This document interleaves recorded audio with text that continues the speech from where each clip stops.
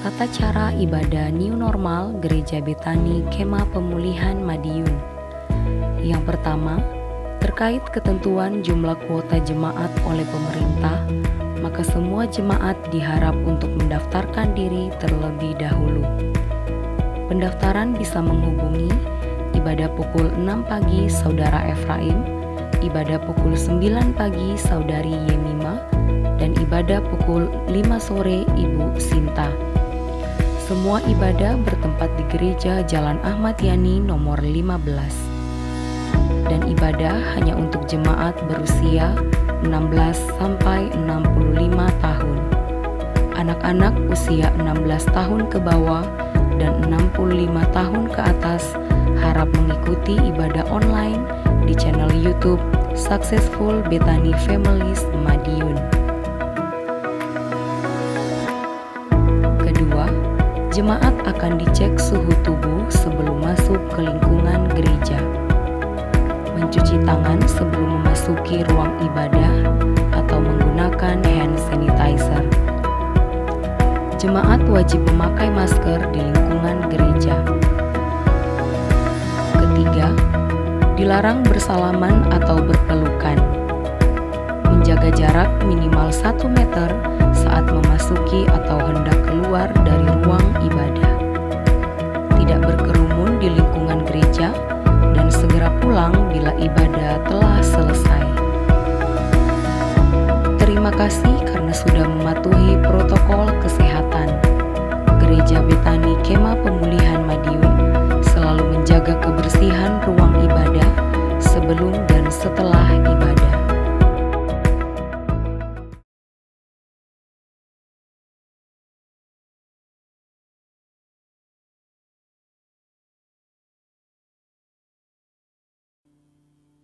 Shalom kekasih Tuhan, mari bersama pada malam hari ini. Sekali lagi kita datang di hadapan Tuhan, kita mau sembah Tuhan kita. Shikiara pakanaya rapaka shikina kanaya ramayase. Ini kami ya Bapa, anak-anak-Mu Tuhan, umat-Mu Tuhan. Dimanapun kami berada ya Bapa, biar kami selalu menjadikan Engkau sebagai Tuhan dan Raja kami. Engkau yang bertahta, Engkau yang berotoritas. Kiaramaya shikina kanaya ramayase. Ya Yesus, dalam segala perkara, dalam segala hal Tuhan, kami tahu Tuhan, Engkau sanggup Tuhan. Engkau yang kami sembah Bapa. Engkau yang kami tinggikan Tuhan. Haleluya. Layakkan kami Bapa, layakkan kami. Biar Tuhan pada malam hari ini kami datang dengan kerendahan hati Tuhan. Kami datang dengan mengosongkan diri kami ya Bapa. Kami tidak melihat segala masalah kami.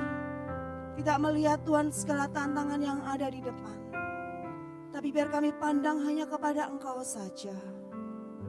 Engkau yang memberkati ibadah doa malam. Dan kami percaya Roh Kudus Engkau yang berkekuatan buat setiap dari kami. Dimanapun kami berada. Terima kasih Tuhan. Di dalam nama Tuhan Yesus kami siap untuk menyembah Engkau. Haleluya. Amin.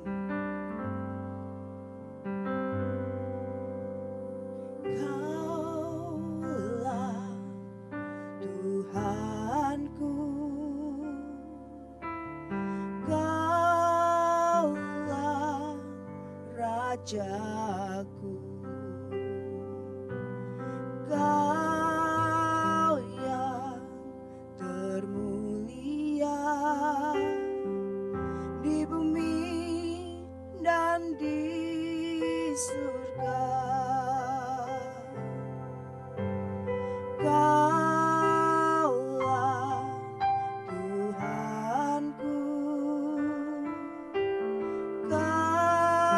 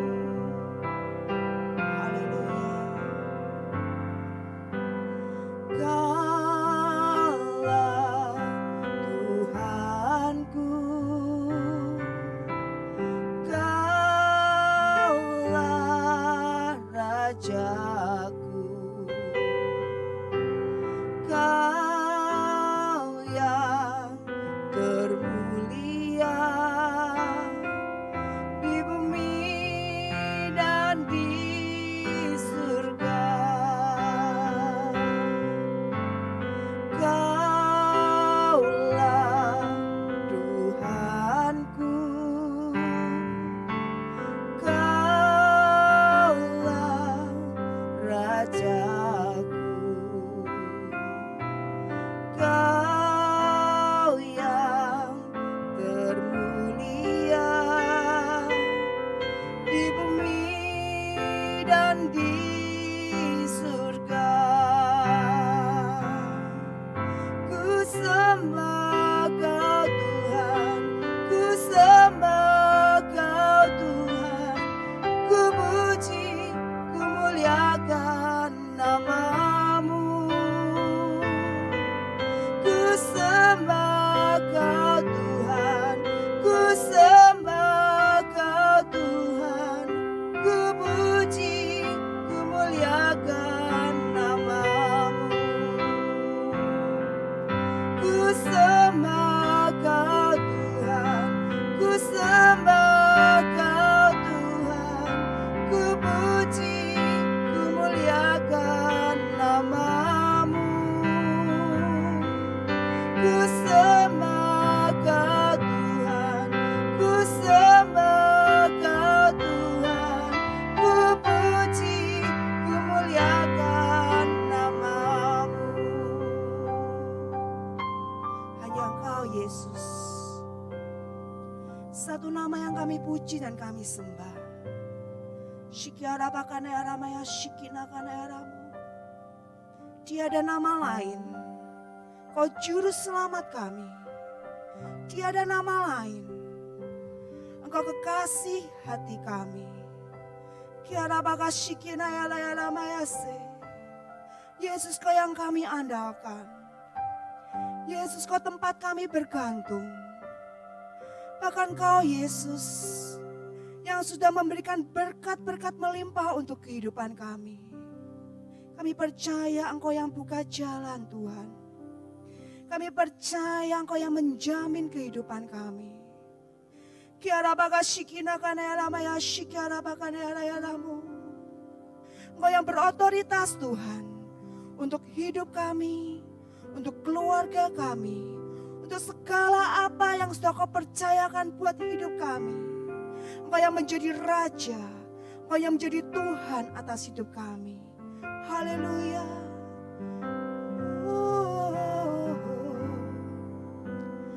Kaulah Tuhanku, Kaulah Rajaku. Kau yang termulia di bumi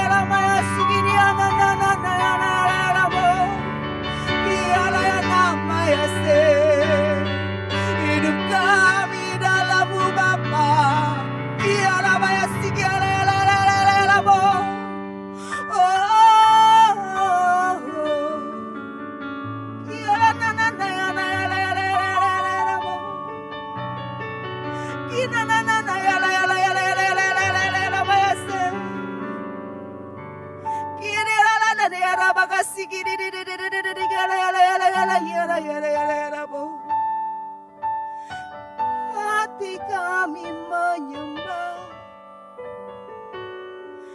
kami angkat pujian bagimu.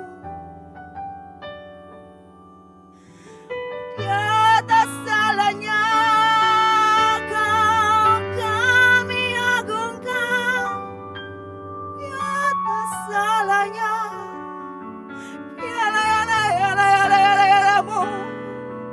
sebab perbuatanmu Tuhan, sebab karyamu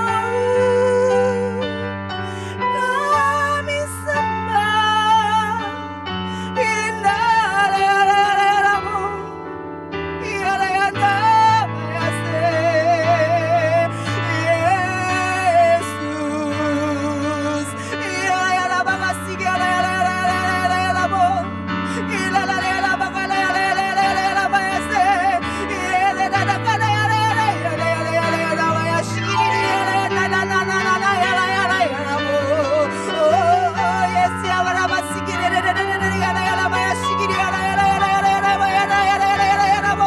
oh yes, amen Jesus, tiada sepertimu.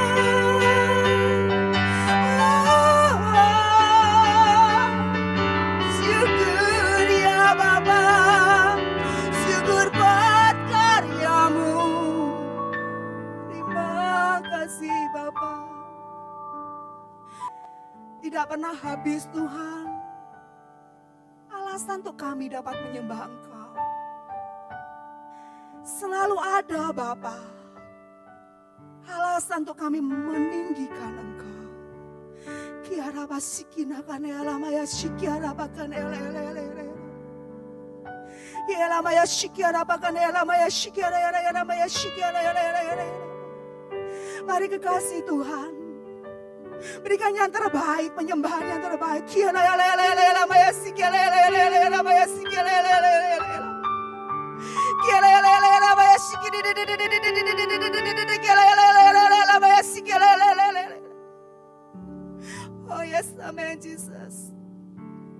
Haleluya. Dan kami rindu Tuhan. Setiap orang yang kami kasihi, mereka mengalami Engkau.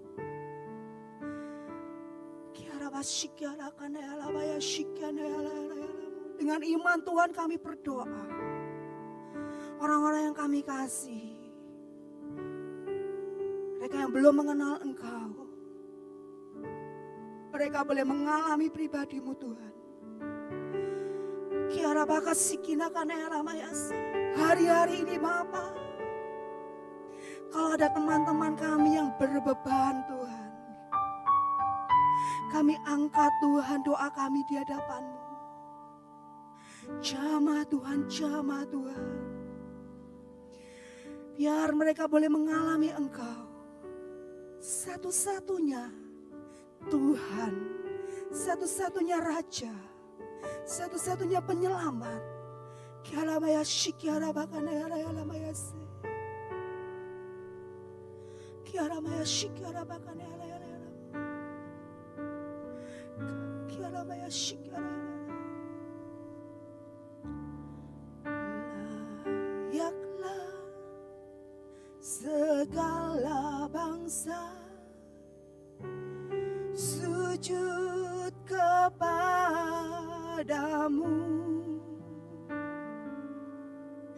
sebab Kau Allah yang kudus, layak disembah. Biar semua lidah menyembah Engkau. Layaklah segala bangsa sujud kepadamu,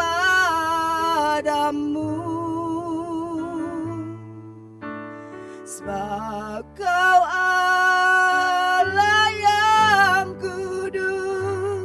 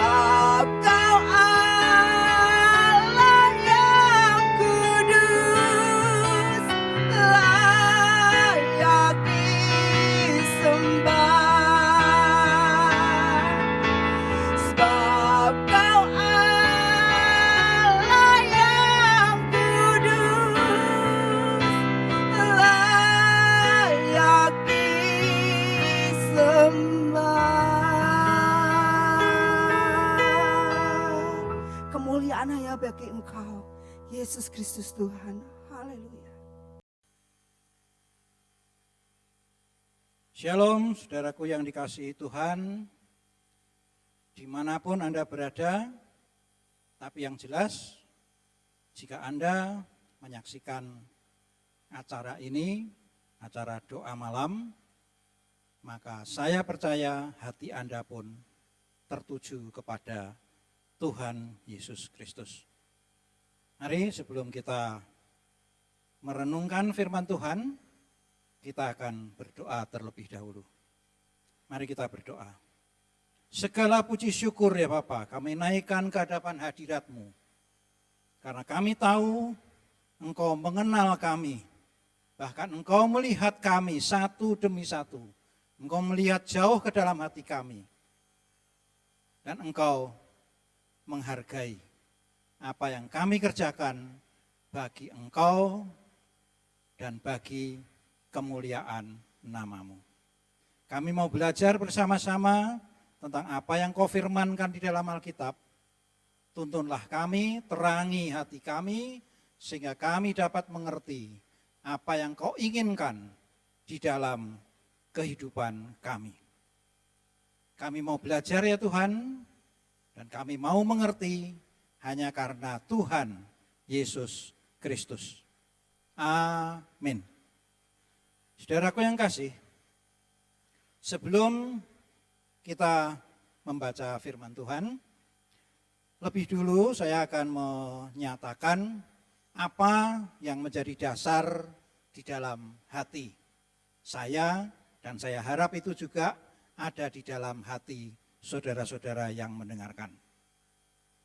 Saudaraku, yang pertama, Alkitab adalah firman Tuhan yang ditujukan buat manusia. Artinya, membaca firman Tuhan, mendengarkan firman Tuhan adalah cara kita untuk menghormati Tuhan. Yang kedua, jika kita membaca firman Tuhan, maka kita akan tahu bahwa di dalam firman Tuhan itu, Tuhan menyatakan rancangan-rancangannya bagi kita manusia. Rancangan yang benar dan rancangan yang baik untuk manusia. Dan di antara rancangan itu yang paling penting adalah Injil. Injil atau kabar baik adalah berita tentang kasih Tuhan melalui apa yang sudah dikerjakan dan sudah diselesaikan oleh Tuhan Yesus Kristus buat kita manusia. Maka menerima Injil adalah menerima pekerjaan Kristus yang sudah selesai, di mana kita tinggal masuk di dalamnya. Inilah keyakinan iman yang saya miliki dan saya harap paling tidak ada juga di dalam hati saudara-saudaraku yang kekasih. Dan mari kita mencoba dengan berdasarkan apa yang tadi saya katakan, kita melihat apa yang tercantum di dalam Alkitab dan apa yang bisa kita pelajari dari sana. Kita akan bersama-sama membuka Kisah Para Rasul, pasal yang ke-20, ayat yang ke-7 sampai 12. Kita mulai. Saya akan bahas nanti ayat demi ayat, supaya kita dapat belajar bersama-sama apa yang Tuhan ajarkan kepada kita semuanya. Kisah Para Rasul 20 ayat yang ke-7 dikatakan demikian.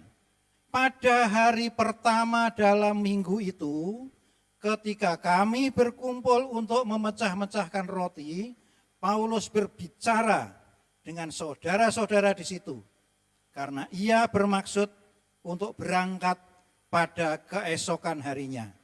Pembicaraan itu berlangsung sampai tengah hari. Nah, sampai tengah malam, maaf. Dikatakan, sebentar masih di ayat yang ke-7, hari pertama dalam minggu itu, artinya itu adalah hari Minggu. Bukan hari Sabtu, bukan hari Sabat, bukan hari Senin, tapi itu adalah hari Minggu. Ketika kami itu maksudnya adalah para murid. Di dalam Alkitab yang berbahasa Inggris dikatakan disciples, ya, jadi para murid. Ketika kami berkumpul untuk memecah-mecahkan roti. Apa artinya ini, saudara? Hari Minggu, hari pertama dalam satu minggu itu adalah hari beribadah. Berkumpul beribadah. Dikatakan di sini, dan Anda bisa juga cari nanti di bagian lain pada Kisah Para Rasul, berkumpul beribadah itu dikatakan sebagai memecah roti. Mungkin dalam bahasa kita sekarang perjamuan kudus. Tapi mungkin caranya tidak seperti perjamuan kudus yang biasa kita kerjakan. Ada sesuatu yang lain yang harus kita pelajari. Yang harus kita perhatikan di sini, mereka itu berkumpul beribadah untuk memecah-mecahkan roti. Jadi fokus dari acara ibadah adalah memecah-mecah roti. Artinya mengingat apa yang sudah dikerjakan oleh Tuhan Yesus Kristus. Barulah kemudian dikatakan Paulus berbicara. Artinya Paulus berbicara, mengajar, berkhotbah kepada saudara-saudara di situ, itu ada di urutan yang kedua. Memecah-mecah roti, mengingat apa yang sudah dikerjakan Kristus adalah hal yang pertama, yang paling penting. Barulah kemudian mendengarkan Paulus. Walaupun kita tahu Paulus adalah seorang rasul pilihan Allah sendiri. Karena apa? Karena Paulus besoknya, jadi hari Senin, akan berangkat meninggalkan mereka. Peristiwa ini terjadi di kota Troas. Berikutnya ayat yang ke-8 dikatakan demikian. Di ruang atas di mana kami berkumpul dinyalakan banyak lampu. Di ruang atas. Nanti ayat berikut menyatakan itu adalah di lantai 3, di tingkat 3. Di lantai atas. Ada ruang yang luas, mereka berkumpul dan di sana dinyalakan banyak lampu. Artinya itu sebuah pernyataan tidak langsung bahwa keadaan di situ adalah terang benderang. Ingat zaman dulu lampunya adalah lampu minyak pelita. Ya. Di sana keadaannya terang. Di mana umat Tuhan berkumpul ada terang bagi semua yang hadir. Ayat berikut. Seorang muda bernama Eutikus duduk di jendela. Karena Paulus amat lama berbicara, orang muda itu tidak dapat menahan kantuknya. Akhirnya ia tertidur lelap dan jatuh dari tingkat ketiga ke bawah. Ketika ia diangkat orang, ia sudah mati. Saudara, ini sebuah kisah yang cukup tidak enak, cukup tragis, tetapi ini menggambarkan juga kondisi kita sekalian. Ya. Di mana seorang pembicara, walaupun dia seorang yang sangat terkenal, dia seorang rasul, yaitu Paulus, berbicara sangat lama, maka ada seorang muda yang tertidur. Bukankah itu juga terjadi pada keadaan kita di masa kini? Seorang muda Artinya orang muda ini harusnya penuh dengan semangat, penuh dengan gairah. Mungkin awalnya dia penuh dengan gairah mendengarkan Paulus. Tetapi kemudian ruang tingkat 3 itu, yang terang benderang itu, tetapi karena nyala lampu minyak, nyala pelita, mungkin menjadi panas. Maka si pemuda ini, Eutikus ini, duduk di jendela. Kalau dia duduk di jendela, artinya mukanya menghadap ke dalam, ke arah para jemaat dan ke arah Paulus yang berbicara, tetapi punggungnya ada di bagian luar, menghadap keluar. Mungkin supaya dingin gitu ya. Dia ada di daerah perbatasan. Nah, karena keadaan ini lalu dia jadi ngantuk. Apalagi itu pembicaraan sudah lama. Ngantuk dan dia tertidur lelap. Karena tertidur lelap, maka dia jatuh ke arah belakang sehingga jatuh ke bawah, keluar. Saudaraku, ini ada satu pelajaran yang baik. Ya. Saya akan lihat dulu, pemuda ini bernama Eutikus. Eu itu artinya baik, tikus itu artinya nasib atau masa depan, mungkin gitu ya.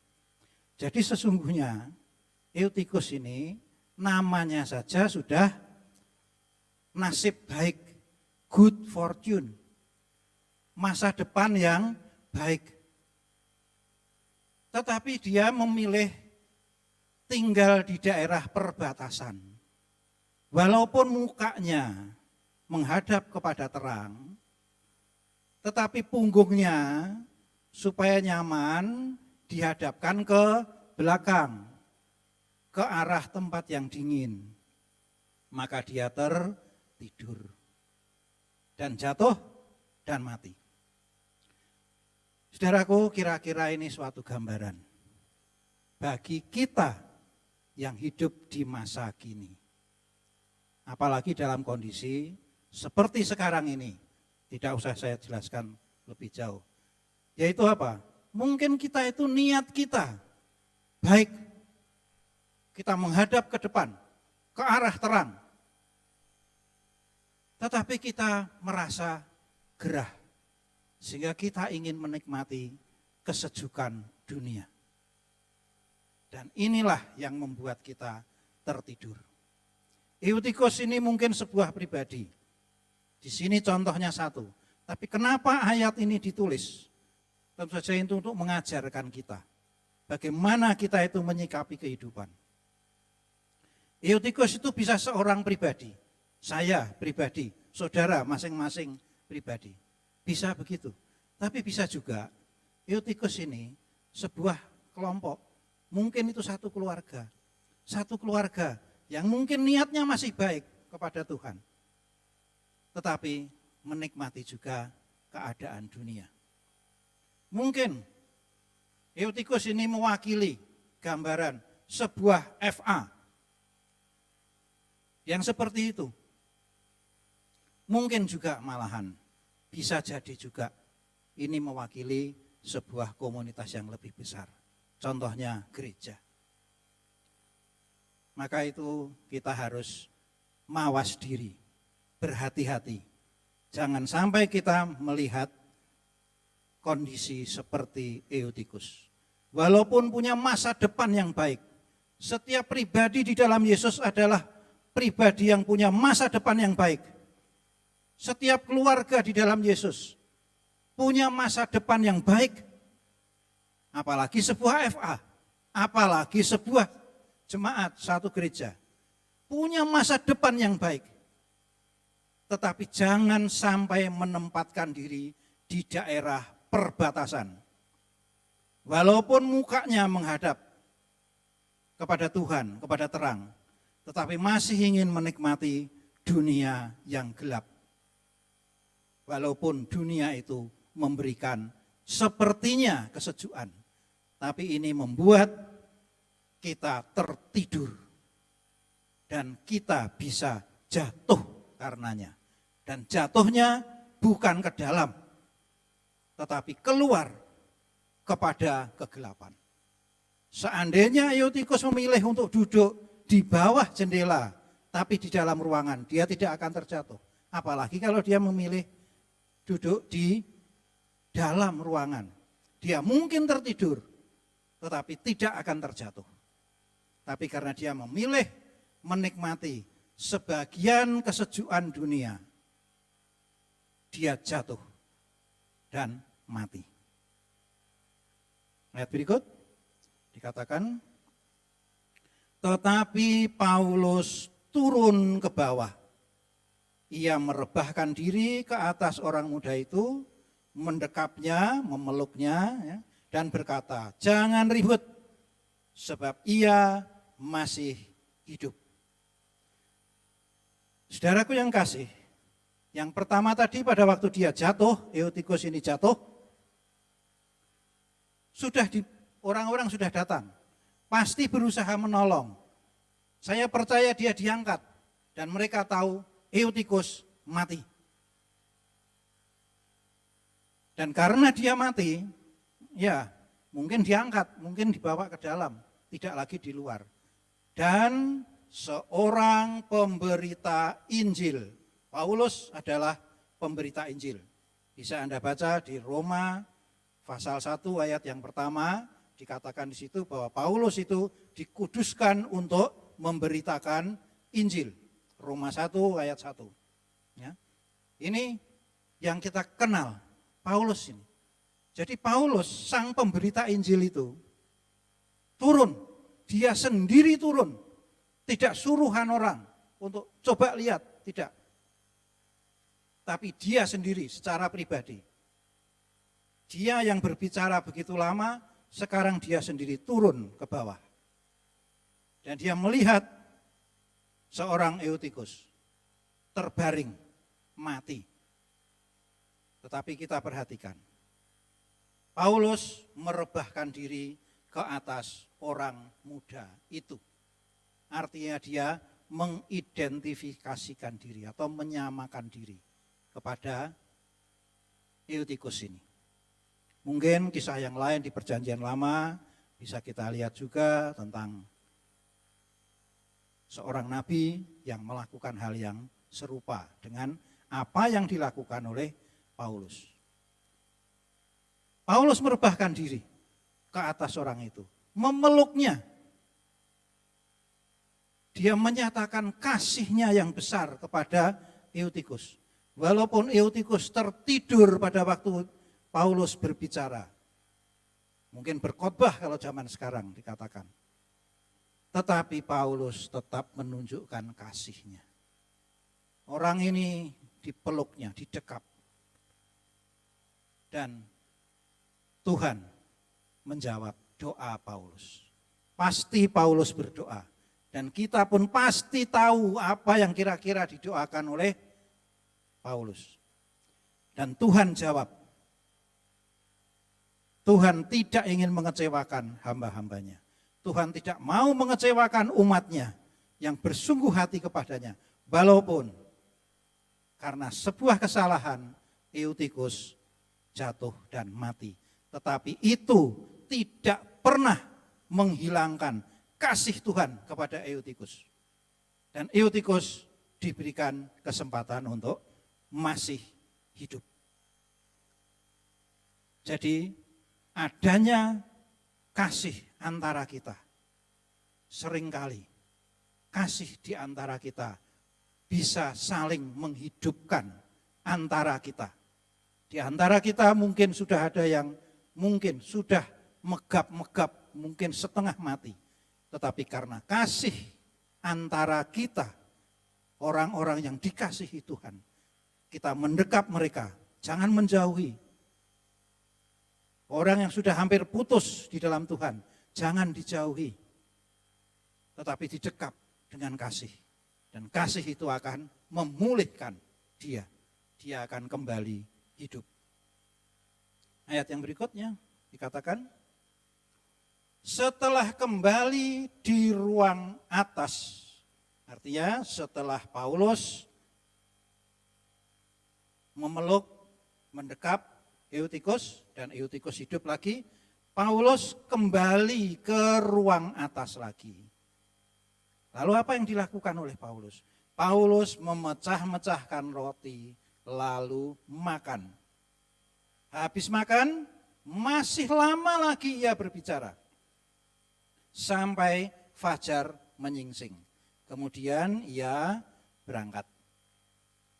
Saudara, seandainya ini terjadi pada masa kini, pada masa di mana kita masing-masing masih hidup ini sebuah peristiwa yang mungkin mengingatkan kembali kita, mengkoreksi apa yang sudah kita lakukan, namun memberikan kepada kita sukacita yang besar.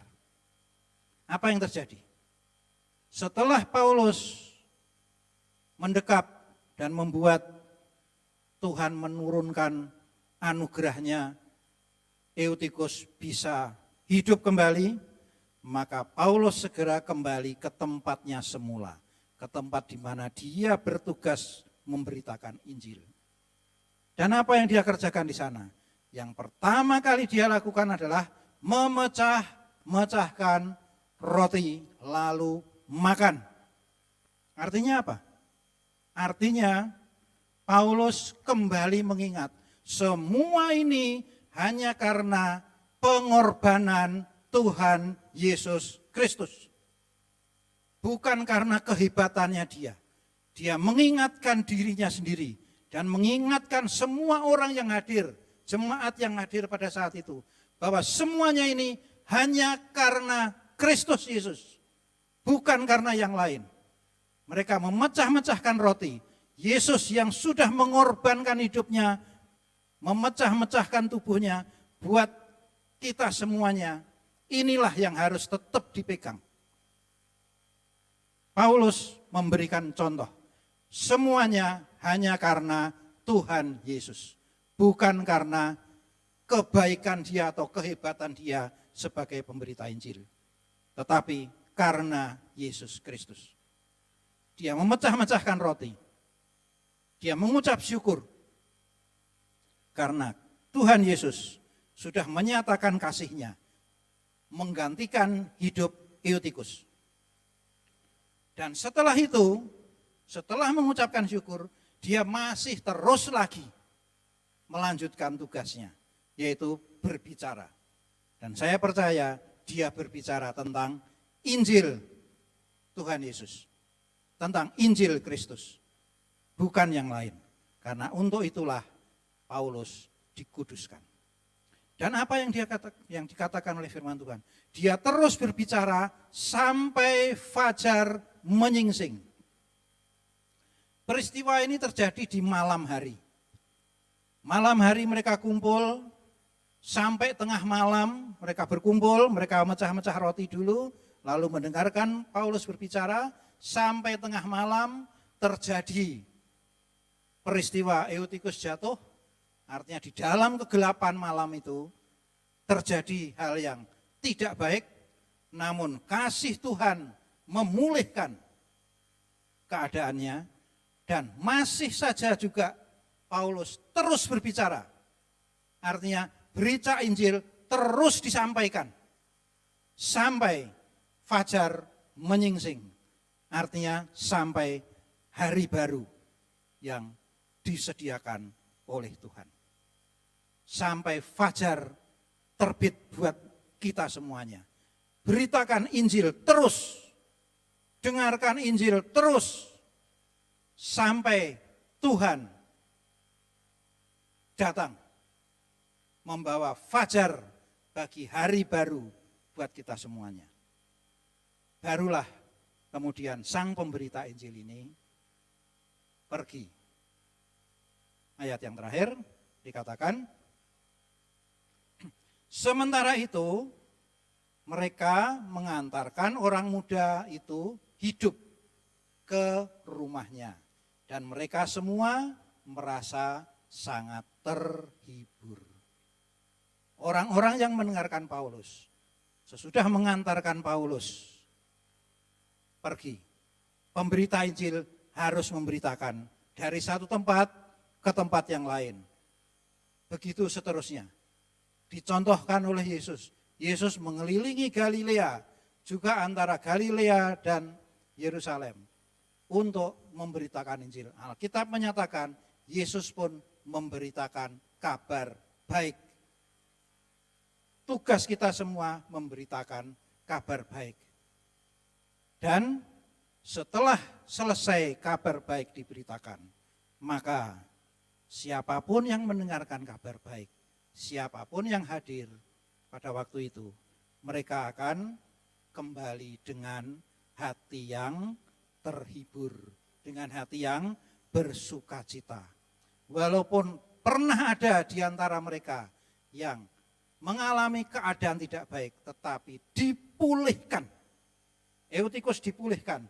Orang muda itu hidup dan diantar ke rumahnya. Saya percaya cerita ini pasti akan tersebar di seluruh tempat di wilayah itu. Artinya apa? Berita sukacita tentang Yesus Kristus, berita Injil tentang Yesus Kristus diberitakan melalui pelayanan seorang penginjil dan melalui orang-orang yang mendengarkan Injil, melalui seorang yang salah langkah pada waktu mendengarkan Injil namun dipulihkan. Maka bagaimanapun berita Injil disebarluaskan dan nama Tuhan dipermuliakan. Marilah apa yang tercantum di dalam Alkitab ini kita ambil sebagai contoh bagi kehidupan kita masing-masing.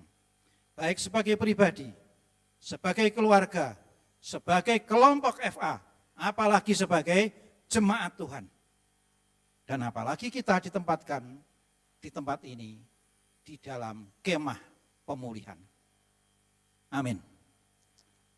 Marilah kita berdoa.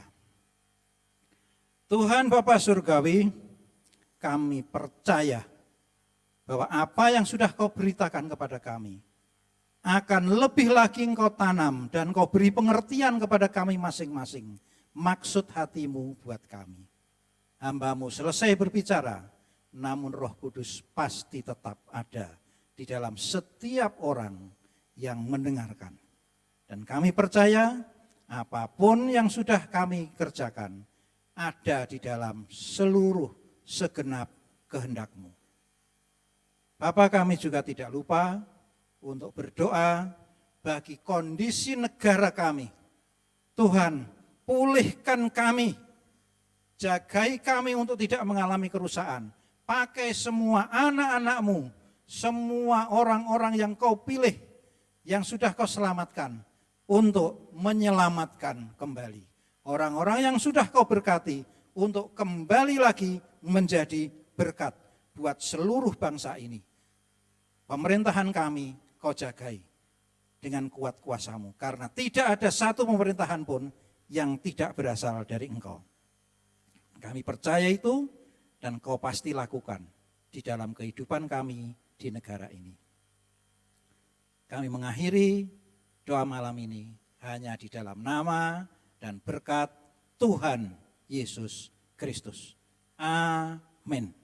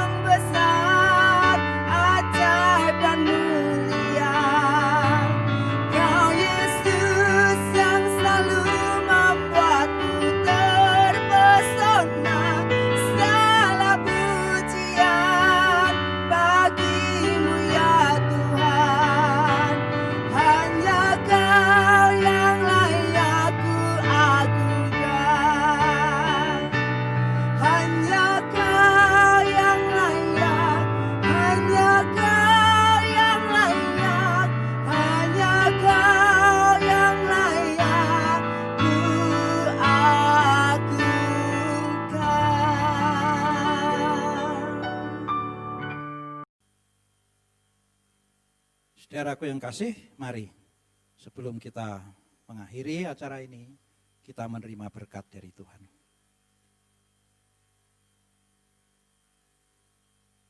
Di dalam nama Bapa, Putra, dan Roh Kudus. Saudaraku yang kasih, marilah kita akhiri doa malam ini dengan percaya bahwa Tuhan yang Maha Kuasa melindungi kita semuanya dari segala hal-hal yang tidak baik yang ada di dunia ini. Memberkati kita semuanya supaya kita bisa menjadi berkat.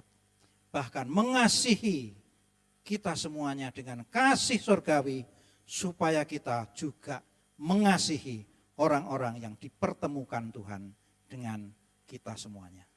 Dan semuanya hanya ada dalam satu nama yang sungguh mencurahkan kasih-Nya buat kita semuanya. Nama Tuhan Yesus Kristus. Amin.